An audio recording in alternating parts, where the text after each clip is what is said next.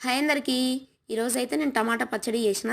ఈ టమాటా పచ్చడి దోసల్లోకి, ఇడ్లీ, బోండా ఏ టిఫిన్స్‌లోకైనా చాలా అంటే చాలా సూపర్‌గా సెట్ అయిపోతది. కానీ ఇదే పచ్చడి మనం అన్నంలోకి తినాలనుకుంటే మాత్రం ఖచ్చితంగా రోటి పచ్చడి చేసుకోవాలి. ఇదే కాదు ఏ పచ్చడైనా సరే రోటి పచ్చడి చేసుకొని అన్నంలోకి తింటేనే చాలా బావుంటది. ఇప్పుడైతే నేను టిఫిన్స్‌లోకి ఎట్లా చేసుకోవాలో చూపిస్తా. ఫస్ట్ అయితే ఒక 4, 5 టమాటాలను తీసుకొని 4 ముక్కలుగా కట్ చేసుకొని పక్కన పెట్టుకోవాలి. ఆ తర్వాత బాండీ తీసుకొని కొంచెం ఆయిల్ వేసేసి పచ్చిమిరపకాయలు, ఎల్లిపాయలు, జీలకర్ర, కరివేపాకు వేసుకొని మంచిగా వేయించుకొని పక్కన పెట్టుకోవాలి. ఆ తర్వాత మళ్ళీ బాండీ పెట్టుకొని కొంచెం ఆయిల్ వేసేసుకొని టమాటాలు వేసి ఇంకా పసుపు, ఉప్పు అవి వేసి మంచిగా మగ్గనివ్వాలి. అవి బాగా దగ్గరికి కావాలన్నమాట సాఫ్ట్గా. ఆ తర్వాత కొంచెం చల్లారిన తర్వాత ఇంకా మిక్సీ పట్టేసుకొని మంచిగా పోపు వేసుకోవాలి. పోపులో ఏమేమి వేసుకోవాలో మీకు తెలుసు కదా. ఇంకా అవన్నీ వేసుకొని ఎల్లిపాయలు కూడా కొంచెం దంచేసుకుంటే సూపర్ ఫ్లేవర్ ఉంటుంది.